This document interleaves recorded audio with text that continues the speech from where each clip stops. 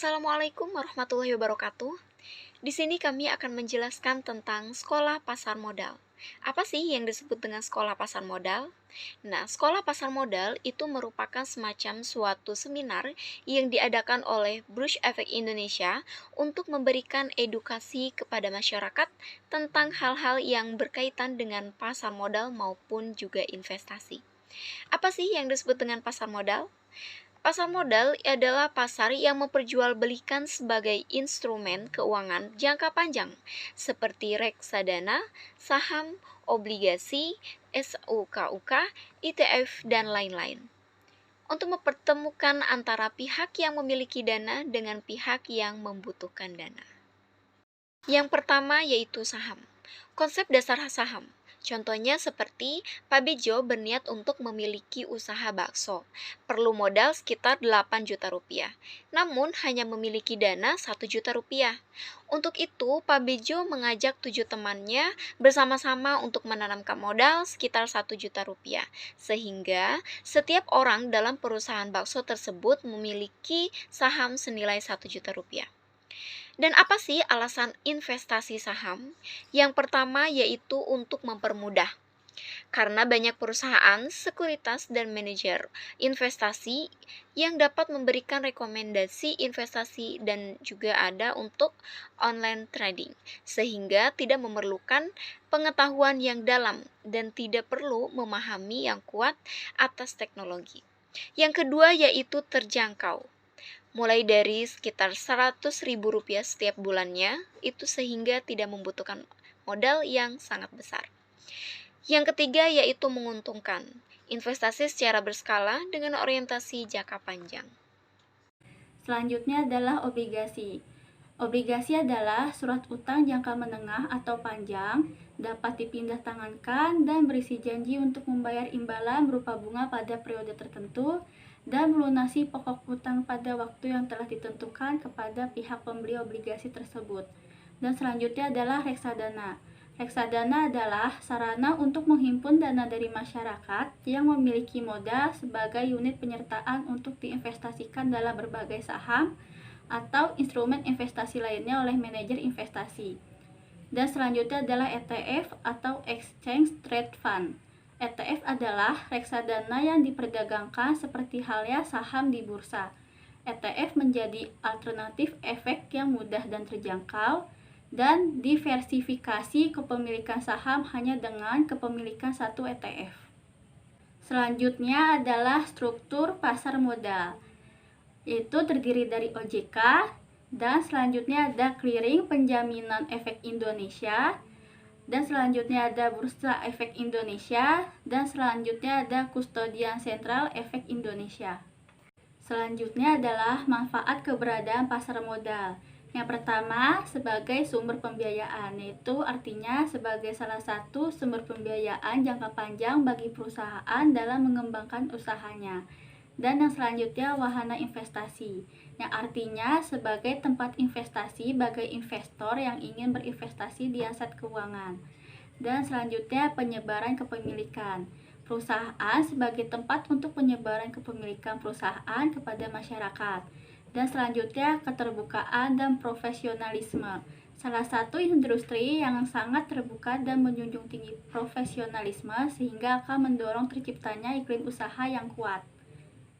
Dan selanjutnya lapangan kerja, menciptakan lapangan kerja atau profesi bagi masyarakat baik sebagai pelaku pasar maupun investor.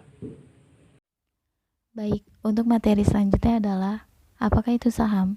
Saham adalah bukti kepemilikan suatu perseroan perusahaan yang merupakan klaim atas penghasilan dan kekayaan perseroan. Apa sih keuntungan dari kita membeli saham? Yaitu kita akan mendapatkannya dividen. Dividen merupakan bagian keuntungan dari perusahaan yang akan dibagikan kepada pemegang saham, baik berupa dividen tunai atau dividen saham. Nah, ada nggak sih resiko dari kita membeli saham? Di sini saya akan menyebutkan 4. Yang pertama, kita tidak akan mendapatkannya dividen. Yang kedua, capital loss. Yang ketiga, saham yang disuspend akan diberhentikan dari perdagangan. Yang keempat, saham yang didelis akan dikeluarkan. Prinsip-prinsip dasar berinvestasi di pasar modal. Yang pertama adalah pergunakan dana lebih excess fund. Yang kedua adalah dapatkan informasi mengenai produk investasi sebanyak mungkin sebelum Anda memutuskan untuk berinvestasi atau produk knowledge. Yang ketiga adalah jangan menempatkan seluruh dana investasi pada satu instrumen yang sama atau don't put your egg in one basket. Yang keempat adalah kenali perusahaan sekuritas di mana Anda berinvestasi atau know your broker principal. Yang kelima adalah investasi secara berkala dengan orientasi jangka panjang. Waspada penipuan pada investasi. Di zaman seperti sekarang ini banyak sekali investasi bodong yang target utamanya yaitu ibu-ibu rumah tangga, pelajar, dan mahasiswa yang ingin mendapatkan penghasilan lebih di luar dari penghasilan pokoknya. Nah, gimana sih cara kita agar terhindar dari investasi bodong tersebut? Yang pertama, waspada dengan penawaran investasi dengan menjanjikan keuntungan yang tinggi dalam waktu yang sangat cepat atau dalam jangka waktu yang pendek. Dan yang kedua, waspada penawaran investasi yang bersifatnya memaksa dengan bujuk rayu, biasanya dengan mengaburkan produk-produk investasinya. Dan yang ketiga, waspada modus investasi dengan replikasi, misalnya investasi berkedok MLM dan penguncian dana, misalnya uang tidak boleh diambil dalam jangka waktu tertentu. Dan yang keempat, waspada penawaran investasi dari perusahaan yang tidak jelas dan tidak mendapatkan izin dari OJK. Maka dari itu terlebih dahulu kita mengecek perusahaan tersebut sudah terdaftar dalam OJK atau belum, karena hanya OJK yang berhak mengeluarkan izin perusahaan investasi di Indonesia. Selanjutnya, pemesanan saham IPO.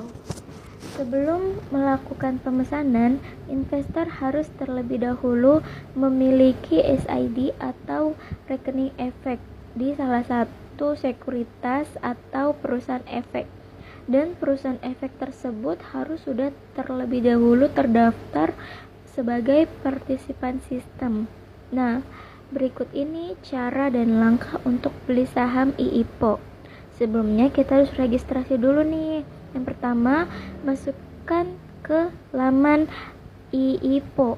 Dan yang kedua, pilih menu register. Dan yang ketiga, masukkan alamat email kita.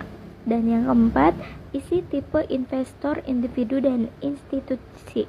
Dan yang kelima, isi data dengan benar. Dan yang keenam, lakukan autentifikasi dengan klik tautan yang telah dikirimkan melalui email. Dan yang ketujuh, masukkan kode OTP. Selanjutnya, verifikasi melalui broker. Baik, masih lanjut tentang pemesanan saham IPO. Selanjutnya ada submit minat atau pesanan polling. Setelah verifikasi disetujui oleh broker yang bersangkutan akan melakukan approval di sistem IPO dan nasabah dapat melakukan order. Pertama, pilih saham IPO yang ingin dipesan, klik more info, klik place order, isi formulir pemesanan, masukkan OTP. Pesanan akan tersimpan dan selanjutnya menunggu proses verifikasi pesanan oleh partisipan sistem. Selanjutnya ada sediakan dana di RDN. Pertama, dari menu active order, klik view. 2, klik I have already read the prospectus. Setelah melakukan konfirmasi membaca prospektus, mohon untuk menyediakan dana di RDN sebelum masa penawaran umum berakhir. Dan terakhir, terima saham IPO. Fraksi harga saham. Harga kurang dari Rp200, fraksinya yaitu Rp1, maksimum perubahannya yaitu Rp10. Kalau harganya 200 sampai Rp500 itu fraksinya Rp2, maksimum perubahannya Rp20. Kalau harganya 500 sampai 2000 itu fraksinya Rp5, maksimum perubahannya Rp50. Kalau harganya Rp2.000 sampai Rp5.000, fraksinya yaitu Rp10, maksimum perubahannya Rp100. Kalau harga lebih dari Rp5.000, fraksinya Rp25, maksimum perubahannya Rp250. Untuk membatasi pergerakan harga saham, Bursa Efek Indonesia menerapkan sistem auto rejection yang secara otomatis akan menolak order beli dan jual jika fluktuasi harga telah mencapai level tertentu. Menjelaskan mengenai konklusi dari Sekolah Pasar Modal. Pihak B sendiri ingin jumlah investor di pasar modal terus meningkat, mengingat jumlah investor di pasar modal Indonesia hanya 0,1 dari total penduduk Indonesia. Tentu jumlah investor di pasar modal masih sangat sedikit jumlahnya, padahal keuntungan terjun di pasar modal ada banyak, baik dari sisi investor maupun para emiten yang mencatatkan diri di lantai bursa. Jika untuk para investor pasar modal dapat dijadikan sebuah instrumen investasi jangka menengah hingga jangka panjang maupun juga sebagai trader, dan di pihak perusahaan yang listing di lantai bursa bisa mendapatkan dana dari masyarakat yang terjun di lantai bursa. Selain mengadakan sekolah pasar modal, usaha B untuk mensosialisasikan pasar modal kepada masyarakat, yakni dengan mengadakan olimpiade tingkat SMA sederajat mengenai pasar modal. Dibukanya pojok bursa di beberapa universitas hingga virtual game pasar modal tingkat universitas. Semoga apa yang diusahakan oleh pihak B dan lembaga yang berkaitan dapat menambah kualitas dan kuantitas investor dari Indonesia. Karena jika perekonomian suatu negara itu maju, maka bank dan pasar modal di negara tersebut juga harus tumbuh besar. Jadi tunggu apa lagi untuk terjun di dunia pasar modal?